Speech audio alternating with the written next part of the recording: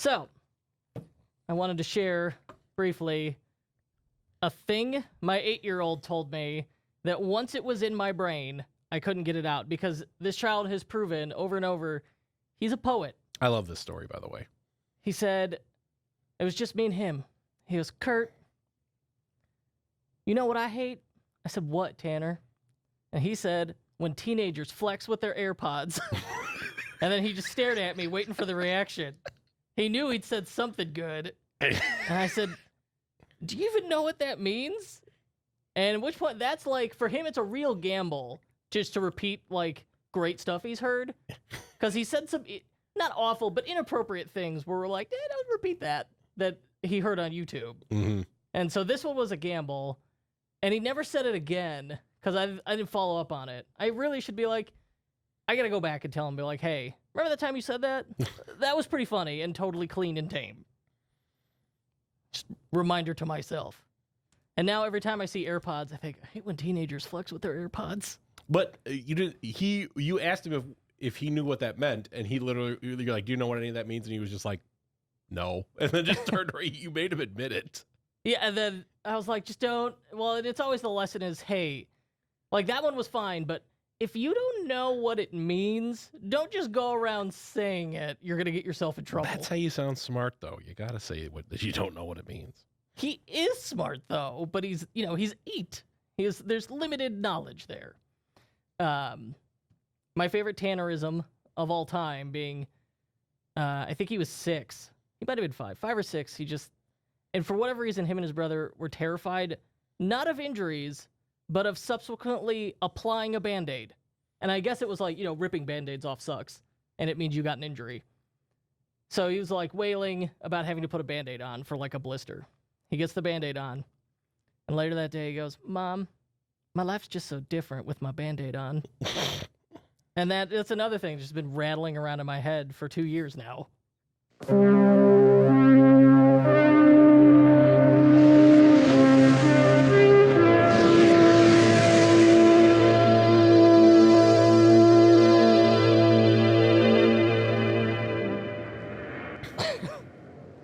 So I did, a couple weeks ago, I did the one chip challenge.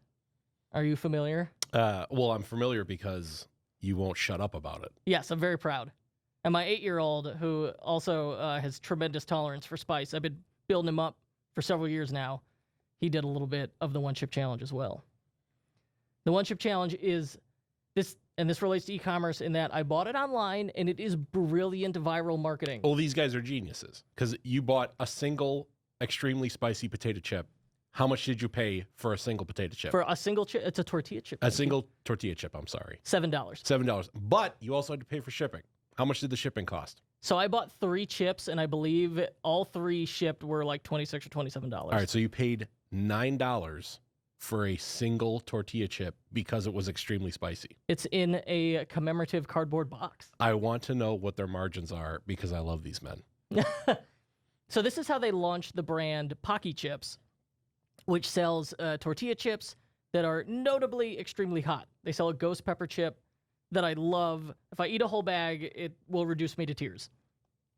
2 years ago, I saw on the Today Show and a whole bunch of like local news stations, they must have just sent these things out. On-air personalities doing the one chip challenge, in which you simply have to eat a single tortilla chip that has been certified by the Guinness Book of World Records as the world's hottest tortilla chips at 1.5 million Scoville units, and then see how long you can go without drinking milk or ice cream.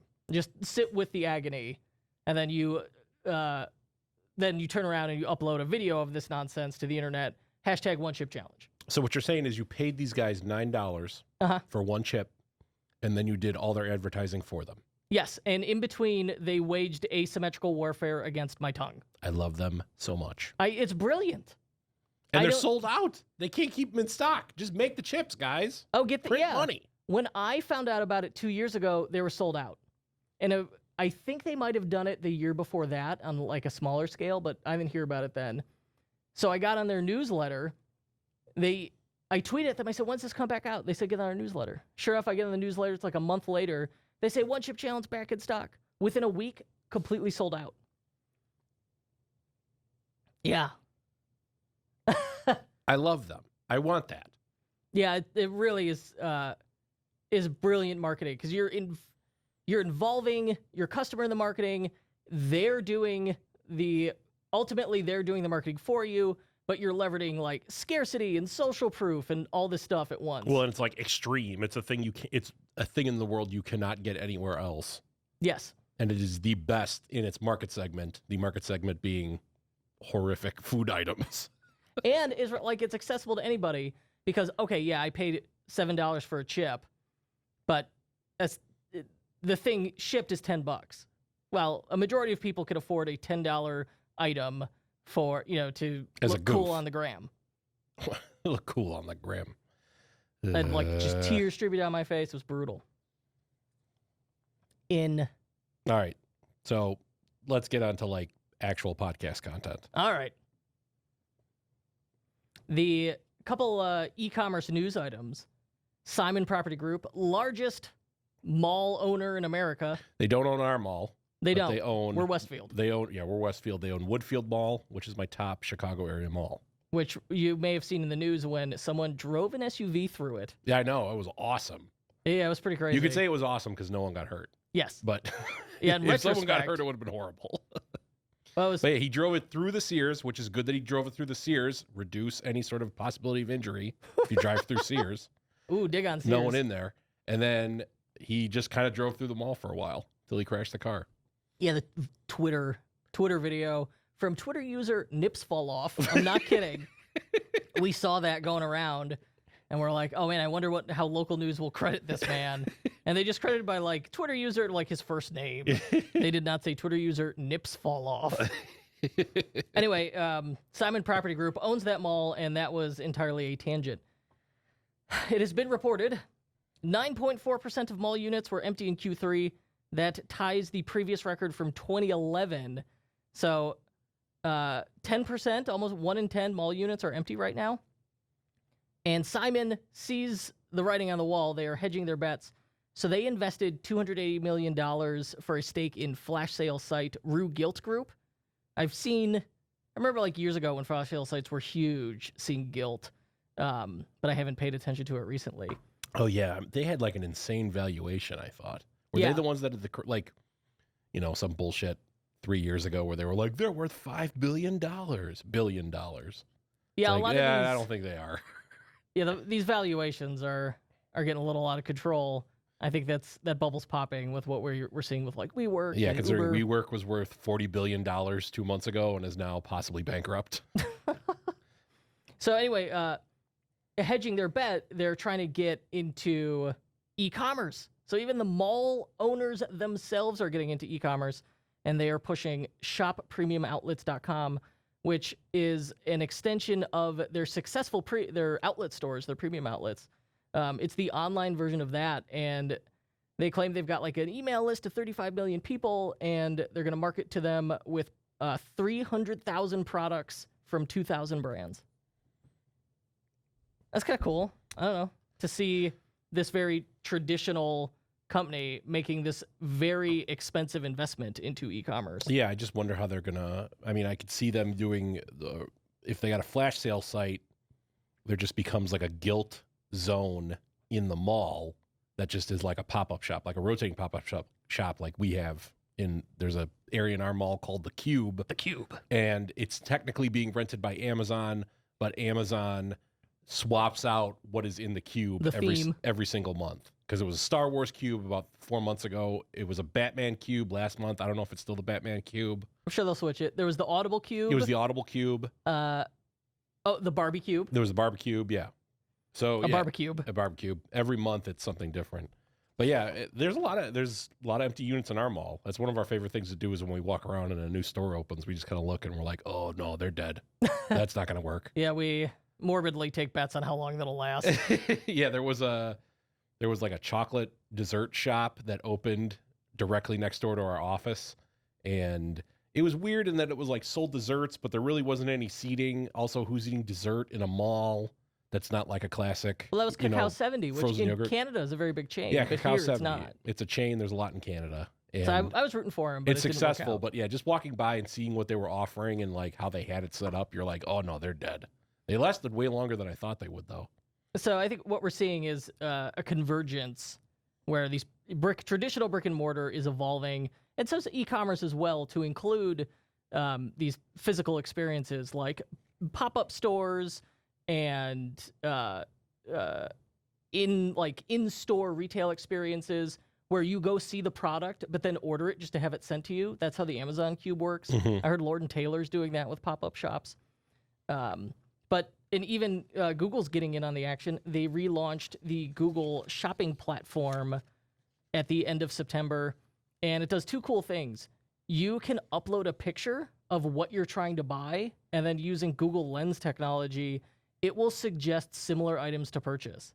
So you could be like, I like these shoes, or I like this dress, give it the photo, and it comes back with, okay, here's stuff like that. What do you want to buy? And then so you could go shop in person and then, screw the retailer by using Google Shopping to find a knockoff essentially online. It also, which is cool, you can, and this is, I feel like a shot across the bow at Amazon, you can set automated price alerts on items when they go on sale. And then it'll even say like, okay, here's the store that your local store that has it in stock, so you can go pick it up today. So that's that e-commerce brick and mortar convergence again. And I mean, getting an automated price alert when something goes on sale is just that's so extremely powerful that you're just gonna get so many sales off of that. It's crazy. I mean, I know I talk a lot about common theme here is how much I play computer games, and on Steam, if you have something in your wish list, if it goes on sale, you get an email from Steam immediately that's like, this game's on sale right now. Do you want to buy it? And do you? I also have the Steam app on my phone, and my app pops up a notification where it's like, an item on your Steam wish list is on sale. And it's clearly the same trigger because it arrives the exact same second the email does too. But yes, twice in the last 24 hours, an item on my Steam wish list has gone on sale, and I have immediately bought it. So I don't know what the details are on this thing, but if you're not on Google Shopping, missed opportunity, I would jump on that. Oh, yeah. Some housekeeping items. So we talked in the previous episode or 2 episodes ago, about my Klaviyo Boston experience and how they're adding SMS. And a lot of excitement around that and a lot of questions as well. And I know I think I addressed it then on the show, but people have asked several times, when is it available? They said for flows, so the automated version, that will be available in October this month, should be available. And campaigns, that comes later. And I don't know what the exact date was. The other question, people are with SMS, not just Klaviyo, all implementations of SMS. They're nervous about it. I don't want to annoy my customers. I hope they can unsubscribe. Yes, of course they can. I didn't explicitly state it. I didn't think I had to. If you reply stop, the customer's opted out. Period. Done. I mean, it's just the way SMS shortcodes work. I'm very intrigued by the SMS thing because on one hand, I personally feel like it would annoy the hell out of me. But on the other hand... See, I don't know that you'd opt into it, though. That's true. I guess that's... And to me, that's one of the stumbling blocks is that, like, it requires a very explicit opt-in that I don't think people are used to doing yet. Like, people understand giving your email, but giving your phone number for some reason feels more personal to me. So it's like, I feel like it would annoy me. I don't think I would opt in. But then everyone who has implemented it that we know of so far, it just prints cash. Yeah. So it's like, tremendous. It's hard for me to, like, marry those two thoughts where I'm just like, I don't like this. This is gross. And then also, oh no, but everyone else loves it and it prints cash. And when we say implemented so far, we're referring to like SMS campaigns agnostic of app or service provider. Yes. Just you are sending some kind of promotional SMS. I'm talking about SMS campaigns in general. But yeah, we're like consistently crazy ROAS numbers where you're getting 99% open rates and like 20x ROI on the spend. Because the catch with SMS is you're bizarrely, and this is the telecom industry doing this, you're paying per text you send. Yeah. Which is BS. So do you know what the the supposedly most requested Shopify feature is of all time. Oh, I know. It's order editing. And order editing, according to the Shopify apps team, will start rolling out to merchants at the end of this month, October 28th. So if you have been tearing your hair out every time a customer goes, hey, I placed an order and it's wrong. Can you fix that? And It then you have says to it's go, small, no. but I wanted an extra large. Yeah. So like that's, and someone asked me, what's the use case for order editing? That's the use case. Person placed an order and then goes, oh shoot, I forgot to add this. Oh shoot, I put in the wrong size. Oh, can you help? Oh, yes. The answer now will be yes, I can. Let me fix that for you once order editing is live in the store. And I, for the first time, saw another new Shopify feature announced at Unite. Is in beta right now. I saw it in a client store. Shipping profiles. So I feel like this solves a lot of painful edge case issues for people. Let's say you've got a store, you sell a whole bunch of regular items, and you've got one giant item, or you've got one item that can't go second day air, that kind of thing. Up until now, your only option was figure out convoluted shipping rules to add, figure out some Shopify script, if you're on Shopify Plus, to fix it. The new solution is shipping profiles. It's product-based shipping rules. So you can go like, here are my general shipping rules, and then here are the rules for this one edge case product. So if that is a concern for you, congrats. It's in beta. I believe if you request it from support, they could turn it on in your store. I don't know if that's official. Somebody told me that. Not sure if it's true or not. I may have just hosed myself. You want to move on to the listener questions? Boom! Listener questions. Adam Owen says, oh, this is a poll question. I want to be able to have GeoIP decide what currency to display on the products and in checkout. I've seen a few that say they do this, but it either doesn't work at checkout or you have to not use native checkout, which is another question. What are the pros and cons if you do switch from native checkout? There's two questions in here. Paul, walk me through geolocation. Well, geolocation, and by which we're talking about, like, judging by you can sniff out your user's IP addresses, and the first couple digits in the IP addresses you could trace them back to the country that person's in. You could even do it down to the city they're in, but you don't even have to go that far to figure out the country they're from.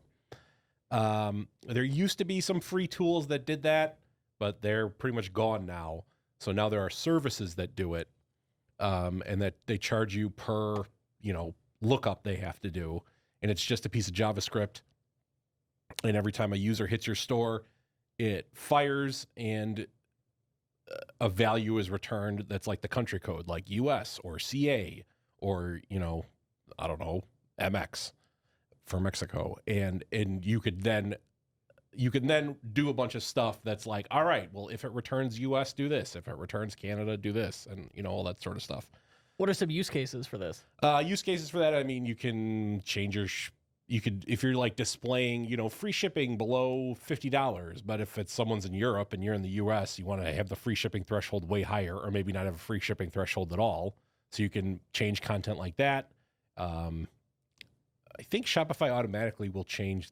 You could have a currency switcher. Like if you have a currency switcher installed on your website, you could have the currency switcher default to whatever the currency is that the user is from.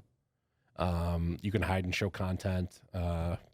If you run multiple sites, you can redirect them to the localized version. Oh, that's right. Yeah, you can redirect them to a localized version of the site. We had someone like that they were in like Australia, and then there was the non-Australian version. So there's that.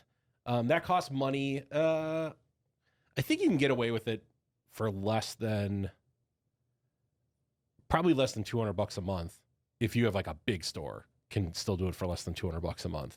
So this is if I want to just have a developer customize my theme to do whatever the heck I want. And subscribe to a service. Yeah. You're going to have a service that like gives you access to their API. You get a certain number of requests to their API to find out where the users are from.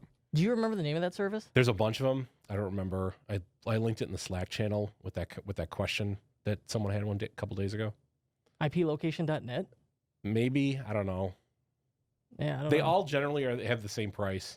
There isn't really much. Just search for IP geolocation service or something. Yeah, there's a whole bunch. Yeah. The other way you could do it that's free is there's something called the HTML5 geolocation API, I think it's called, which is built into your browsers, and the browser kind of does the request.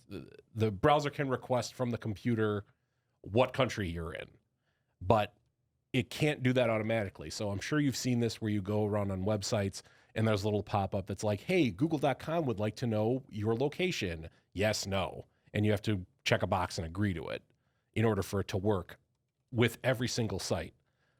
I've always thought that using that was a waste of time, because like a random website wants to know my location. My immediate response is like, no, you don't. I'm not telling you my location. So I assumed people would not, since it required an opt-in, people would not opt into it.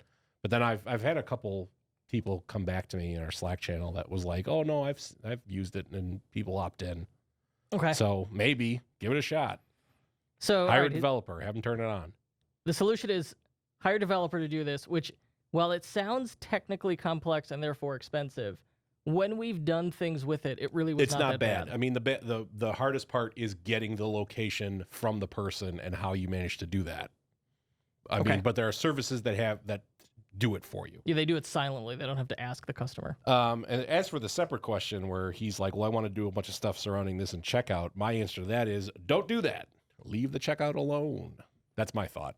Colonel the disagree. answer, I mean, if you replace the checkout, the biggest issue is your Shopify analytics get jacked. That's the downside. Yeah. And I mean, I don't think this is necessarily a secret, but Shopify views the true core of their product as being the checkout. Yeah, like replacing the checkout is frowned upon for this reason. And like Shopify's like, that's one of the best things we do for you is we provide the checkout and do all the things in the checkout. That's the hard part. And so Shopify is trying to optimize that checkout. They care very much about optimizing the checkout and having it work great. So you're probably hobbling yourself if you switch it. And the alternative checkout systems, like some of the issues, if you're on Shopify Plus, you could customize your checkout, and you could run Shopify scripts to change shipping, payment methods, and pricing on products for advanced discounts. Obviously, none of that stuff is supported in the replacement checkouts. But if you're not on Shopify Plus, you can't edit your checkout. And you don't want to move to Shopify Plus, you could use these third-party checkouts that add extra features. So the three I know of that are the big ones are Bold Cashier, which Staples Canada uses, Ezra Firestone's Zipfy one-click upsell, and what's the third one? Oh, CartHook, Jordan Gall's CartHook. And they're like none of them is bad. That's also the way the subscription apps work. When you hit the checkout, it's a clone of the Shopify checkout. You're not in the actual checkout. Now they're adding checkout extensions, which is going to fix that issue. Well, and didn't they talk at Unite 2018 about all like this multi-currency is going to be built into the Shopify checkout? Multi-currency is live and available now in the native Shopify checkout. All right, so that kind of makes this guy's question almost moot. A lot of people, I don't think, realize that this is available to them. Yeah. So I will link to that in the show notes. Shopify multi-currency. And you don't have to be on Shopify Plus for that. If you're on Plus, I think the feature it adds is rounding rules. So like you convert it, let's say your price ends at 99 cents and you convert it, now it ends in like 38. On Shopify Plus, it gives you the option where it'll just re-round it back to 99. That feels extremely minor to me. It's pedantic. Yeah. Yeah, that's not a big deal. I mean, I feel like if you're asking these questions, like you have so many international customers, you want to do a bunch of geo-IP locations shit and redo your whole checkout and all that sort of stuff, you sound to me like a candidate for Plus. Yeah. Yeah, move to Plus. And then the advantage there is you get the additional support to handle this stuff. You customize the checkout out of the box if you want to. You could use Shopify scripts to handle a lot of this stuff. And you get the clone stores. So if you wanted to run multiple localized versions of the store, you can. It's all under one account, and you get the multi-store dashboard. Speaking of which, David Aspinall asks, I'm thinking about migrating to Shopify Plus. My question would be, do you see significant revenue increases from clients who migrate that you can only attribute directly to Plus? And as a bonus, what features do you think are the most powerful and game-changing? I like this question. I know. Our general rule of thumb when someone asks us, well, should I be on Plus? What should I do? Is what problem are you trying to solve that you think going on Plus will fix for you? Because, I mean, you could have a great store that sells millions of dollars a year and not be on Plus and be totally fine. But we have clients that have specific to them pains or problems that Plus then opens up a toolbox that those pains or problems can be solved.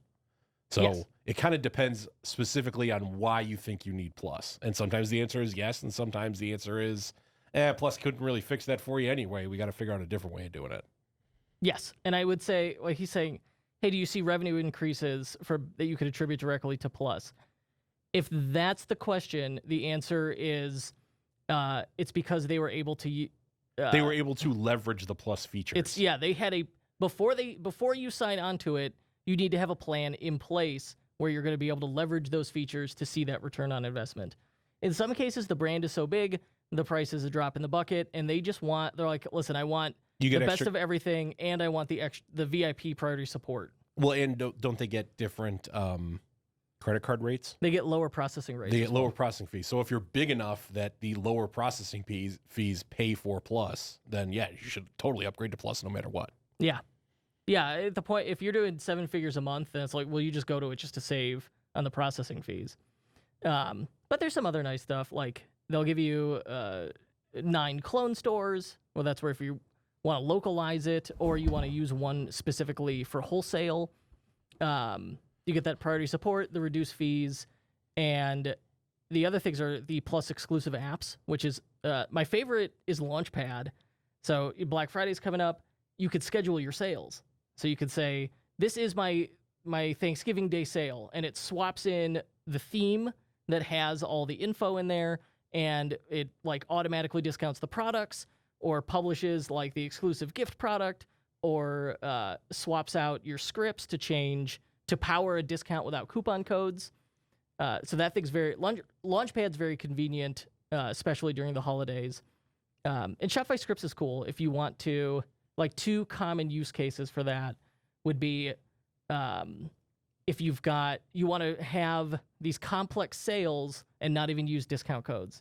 So you could just do like automatic buy one get one sales, or we do that one a lot. Just kind of like create a pack of things where it's sort of like, oh, if you buy 2 of these, then something else gets added to your cart, and that thing is now free. Yes. That they can like add as an add-on. Yes, and the magic is like, all right, if you're doing a lot of promos with coupon codes. The coupon code itself is a barrier to entry. That is a friction point. Shopify Scripts let you apply the discounts automatically. No more coupon code. You may then see a conversion lift or AOV lift that then pays for Plus just in doing that. Yeah. But I would say it's either like you got a strategy where you can leverage those things, or you've got very specific pains or problems like, oh man, we've got to add compliance for California Proposition 65. And so now we could customize the checkout. Yeah, you got to edit the check. That does it. That's one you've done a couple times. We've done that a couple times. And legally, if California has this really dumb law called Prop 65, where if someone somewhere in some study at one time in the history of the universe found that one of the ingredients in your products may possibly have caused cancer one time, in California, you need to note that down. On your product for the end of time. Till the end of time, till someone, and if they buy it, and the rules are very specific on how and where and what you have to say in order to warn them. Of course, the problem with this is people in California are just inundated with these warnings at all times, so they're just like, whatever, I don't even care. Like the entire property of Disneyland possibly causes cancer. Yes, I was there in June or July, and as you enter the property, there are several signs that say, like, warning, this area under Prop 65 may cause cancer. Like, what? Disneyland, the whole park causes cancer. Yep. And the answer is, like, yes. At some point, maybe there was, like, mercury in the earth. I don't know. The other crazy one is Starbucks. Every Starbucks in California has the Prop 65 warning on the door. Oh, because roasting coffee beans, and then the roasted coffee beans possibly cause a increased cancer risk. Yes. So the issue is... also, all grilled meats cause increased cancer risk. you obviously we have to say, hey, wow, it's great they're trying to protect people. But when you do it to the point of like where people will have banner blindness, no one is going to pay attention to the label anymore. If every day of your life you're warned about something that causes cancer 10 times, you're kind of just like, I don't even care anymore. Like, I can't leave my house. Yeah.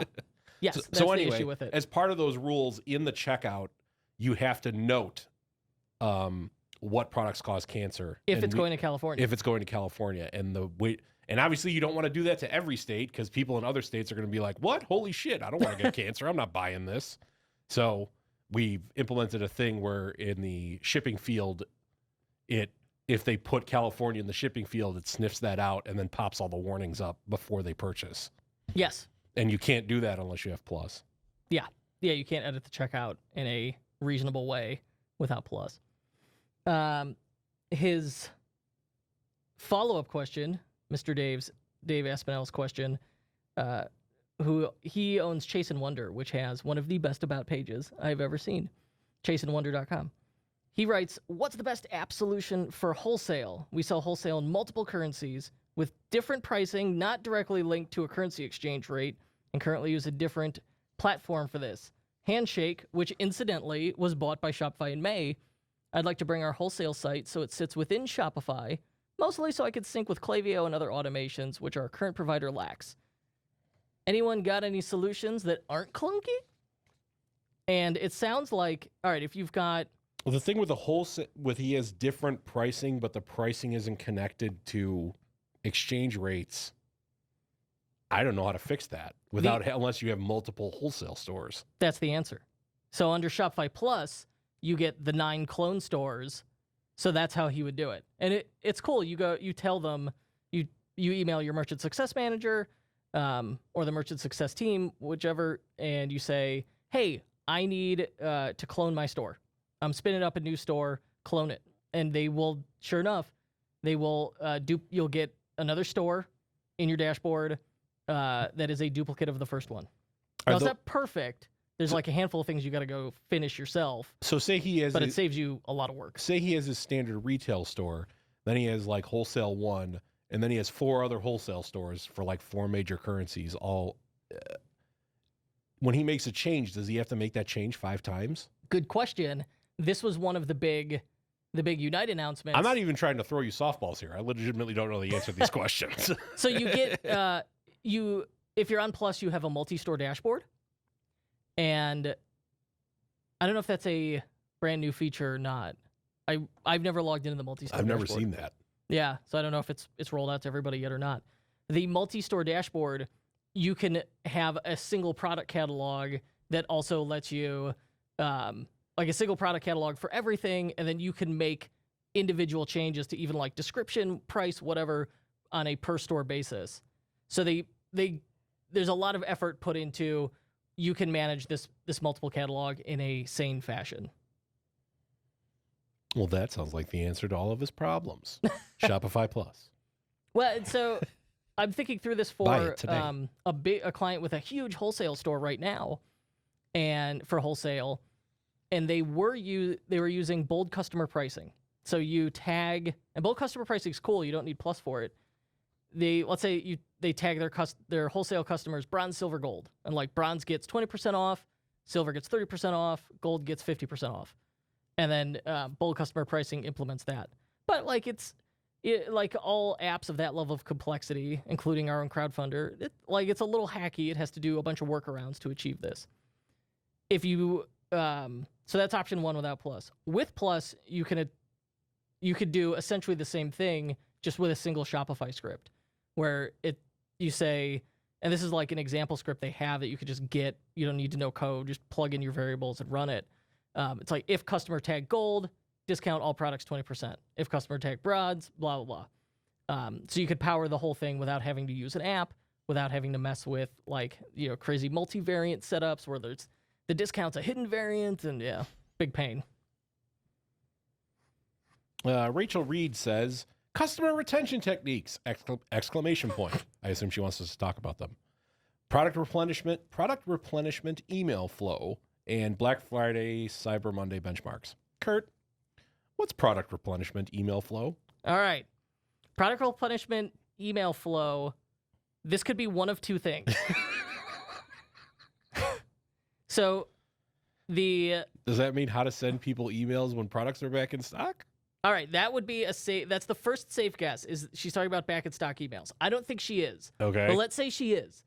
In Klaviyo, they have a flow called a back in stock flow, and they give you a back in stock form you put on the product page. When the product's unavailable, it swaps in this form. They put in their email. They go on a list. When the product's back in stock, they automatically get an email from Klaviyo going, hey, this thing's available. You want to buy it. In an ideal universe, you also run dynamic checkout buttons. So that way I'm sitting on my couch on a Friday. I see, oh man, that t-shirt I wanted, it's back in stock. I'm describing a real event that happened. That's how I bought a stupid Star Wars t-shirt. Like months later, I get an email, this thing's back in stock. I click it, I end up on the page, I click buy now, Apple Pay. So like start to finish in 9 seconds, I bought a stupid Star Wars t-shirt that I like. So that's the back in stock version. Product replenishment flow is different and very clever. Let's say the good, you got to sell a consumable good. So let's say you sell coffee is the easy answer. And, oh no, I ran out of K-Pods or K-Cups, whatever those things are called. And I reorder. So Klaviyo knows, and I'm assuming like this is a Klaviyo flow, because Klaviyo can predict next order date. You use that to email the person, or maybe like you sell supplements and it only lasts 30 days. You preempt it by sending them an email at 3 weeks from the order of that product, and you could do flow filter by product. 3 weeks from when they order that, hey, do you need more? Are you about to run out? Here's a link. You could reorder right now. So you give them a deal on it? If you wanted to, you don't have to. That's up to you. That's the easy part. I like deals. Well, we all like deals. So if you're going to do that, use a dynamic coupon code for the love of God. And then you can send a follow-up. Hey, your coupon code's about to expire. She also mentions customer retention techniques. Also, she says strategies to increase CVR from blog visits. CVR, customer value. I think, all right, so I also saw CVR. I was like, what does that mean? I think CVR is shorthand for conversion rate. Oh. Yeah. People, be more specific in your questions. I beg of you. Well, and especially for like new merchants, people who are getting started, if the acronym confuses me, if someone's new, they're going to be like, I don't know what they're talking about. And if we use acronyms on the show or technical terms, I apologize. That is a personal failing. All right, so her first topic suggestion was customer retention techniques.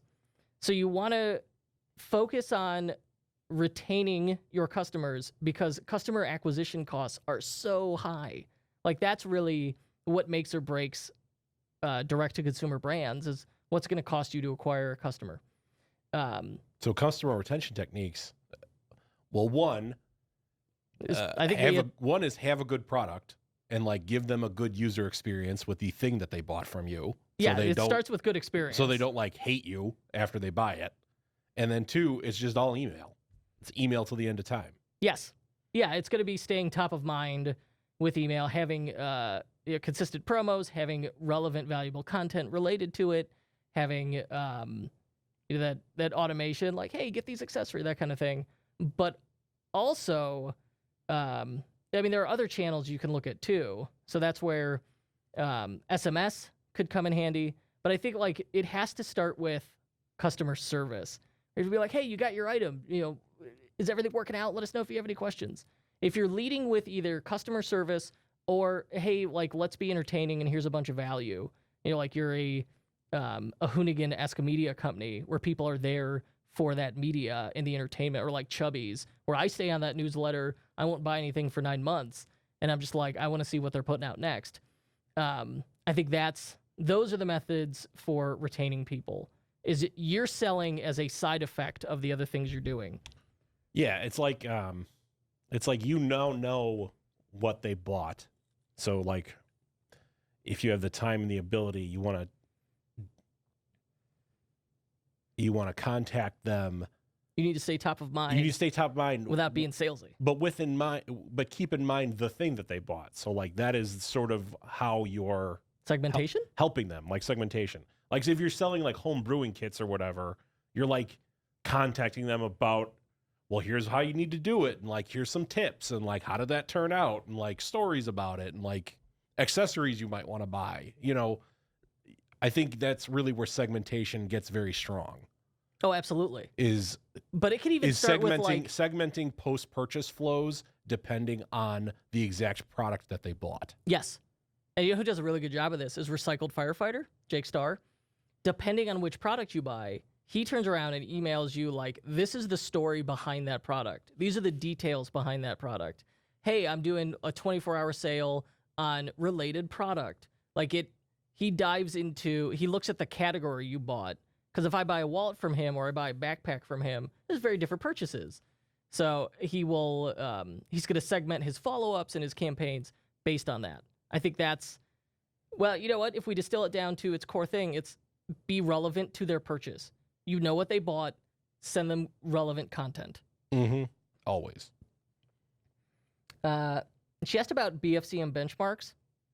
Dude, I have no idea. I don't know. Just like sell a bunch of shit. Yeah, you just get out there and sell some stuff. What's your problem? Well, it's like don't.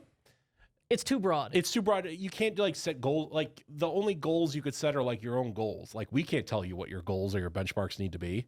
And it's going to be different based on how old your brand is, what you sell. Do you have are you direct to consumer? Are you the manufacturer? There's so many factors in there. And I mean, I guess there are other benchmarks that we sort of have rules of thumb for, like email opens and stuff like that. But if we've talked about that previously. The moment you're at 15% and under for your email opens, you have a problem. Yeah. You want to keep it at like above 20, but realistically 30 is good. Or like return customer rate. Well, that's a benchmark for Black Friday. You'll probably get a lot of past customers, but I mean, those are all things you would look at in retrospective to decide like, was this after successful? It's over, like, did that work out? Like, yeah. I think you shouldn't be setting preemptive goals, I guess. Just kind of do the best you can. And I like that she asked about customer retention and then Black Friday benchmarks, because on Black Friday, you're not like acquiring a cold customer on Black Friday. It's going to be people that you're remarketing to from the previous 60 days, as well as past customers who may be, eyeballing something else, rebuying, or purchasing a gift. Yeah, we talked about this previously in that costs of customer acquisition through November are just going to be through the roof. So trying to acquire new customers is going to be extremely expensive at the content store, at the traffic store, aka Facebook. So instead of that, you need to be remarketing to people to keep your costs low. Yes. Yeah. And then she asked a wonderful follow-up question: strategies to increase conversion rate from blog visits. All right, here is the tactic that Ezra Firestone teaches. This is the example he uses. It's a great example. His market is women who are concerned about fine lines and wrinkles. So they Google something related to that. They land on a blog post about it. The blog post has an email opt-in in the middle or the bottom. This is called a content upgrade, where essentially you say, hey, do you want to learn more about the topic that this blog post is? And if it's about a product, you say, hey, do you want to get 15% off your first purchase? And immediately you deliver on that. You also have an exit intent pop up when they go to leave the site that tries to collect their email, because we need to get them on that email list, get them into that welcome series and build that relationship. And then because they visited that blog post, create a custom audience in Facebook for just that blog post and then send them the offer related to exactly that thing. So similar to the core message of our customer retention answer is be relevant always. Same deal with that's how you're going to increase conversion rate from blog visits. Malik, frequent commenter Malik, asks, how often should you be emailing customers, and at what point do you go for the sale? How many value emails should you send before asking for the sale? I think you're asking for the sale at every email. You do it as a PS. I think at the end of every email, you're just like, hey, you buy this thing. I mean, why not? I would do it as like, if you're looking for a hard and fast number, it's 3 to 4. But there's people who are going to want to buy right away, and you want to prime the pump on the idea. So I think it's always entertaining or informative or educational email with a PS, hey, you could buy this right now. You're ready to buy right now, here you go. And then email 4 is, hey, that thing we've been talking about, you can get it right now. Well, and it lets you winnow down the list too, because obviously if people bought at the end of email 1, you don't have to send them email 2. Yes. And that allows you to, as you go down the funnel, you tailor the message, because clearly the email 2 buyers don't ever see email 3, so then email 3 can give a different or harder sell. And then those people never bought by email 4, so then email 4 can give an even different and different sell. Like you can keep hitting them from different angles. I've heard this strategy called buy or die, or I like that one, or buy or get off my list. So it's like educational, soft sell, educational, moderate sell, harder sell, extreme sell. You're unsubscribed, like, or breakup email. Yeah, I think I think if 4 even feels like a lot to me. I think at 4, you're just like, all right, fine. You get a coupon code. You held out long enough. Good things come to those who wait. Yeah, no, that's a good question. And the other one is, how often should you be emailing customers? As a general question, so people are out so worried about annoying customers. People's tolerance for pain with emails very high, especially if you deliver any kind of value or entertainment in the slightest. So certainly don't spam people, but you could get into an issue where if you don't email them enough, they forget. They're like, who is this? When did I sign up for this? And you'll get more unsubscribes by sending too few emails.